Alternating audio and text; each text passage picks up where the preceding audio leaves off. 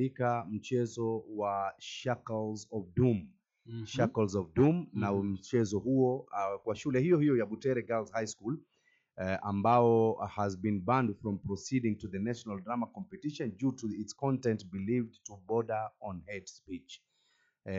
Ni mchezo ambapo si mara ya kwanza, kwa kifupi si mara ya kwanza kwa shule hii na mchezo ambao umeandikwa scriptwriter ni Cleophas Malala kuweza kubaniwa. Mwaka 2013 aliandika huyo Shackles of Doom na mchezo ukakatazwa kwa sababu hii Shackles of Doom alikuwa amewekeza zaidi fikra zake kwenye kuonyesha athari za hate speech, mazungumzo mabaya yanayotoka kwa viongozi na chuki. Na mwaka huu 2013 utakumbuka kwamba kampeni zake zilikuwa ni chuki na ghadhabu ambazo zilikuwa zinasambazwa dhidi ya wanasiasa huyu kwa yule mwingine.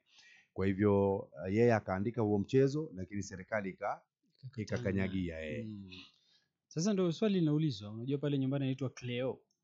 Sasa shida ni yeye ama shida ni uandishi ama shida ni mchezo wenyewe? Kwa sababu labda pengine shida inahusiana na yeye mwenyewe. Kwamba nani kaandika huyu? Huyu tunapendana naye, huyu tuko naye upande. Kumbuka kwamba kidogo ana tofauti kidogo na serikali hivi sasa katika fikra zake sana. Na sidhani kwamba ingechukua hatua hii kwa sababu kuwaingiza wanafunzi wale. Mfano kama play yenyewe hii inaitwa Echoes of War.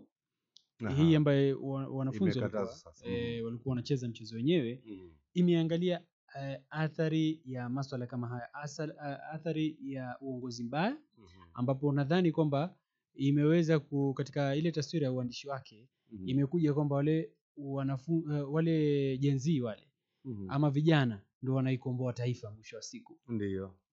Nadhani kwamba sioni kama kuna ubaya ndani yake kwa sababu imeweza kuelezea hali halisia. Nakumbuka kwamba ndio masuala hii ya mchezo wa kuigiza. Mchezo wa kuigiza mara nyingi inafaa kuwa ni mchezo ambao ni halisia. Kumbuka katika mojawapo ya zile somo ambazo tulikuwa tunasoma wakati wetu ni isimu jamii. Isimu jamii ilikuwa inachukua mambo yalivyo katika jamii. Mara nyingi hata sheng zilikuwa zinatumika pale ndani. Kwa sababu sheng ni hata kama uipendi inatumika na vijana hivi sasa. Hatuwezi sema kwa sababu hatuipendi ama haina uzuri katika masikio zetu basi tuikatae. Inaeleza mambo yalivyo katika jamii.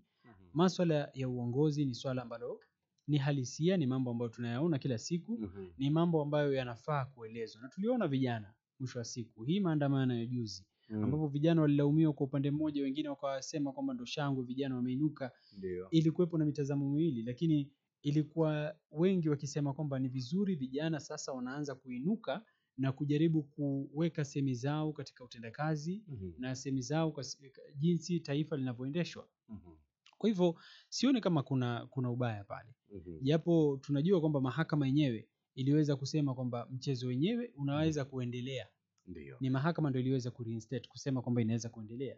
Jambo lingine ambalo limetukia hivi sasa chini ya saa moja iliyopita waandishi wa habari wamenyimwa fursa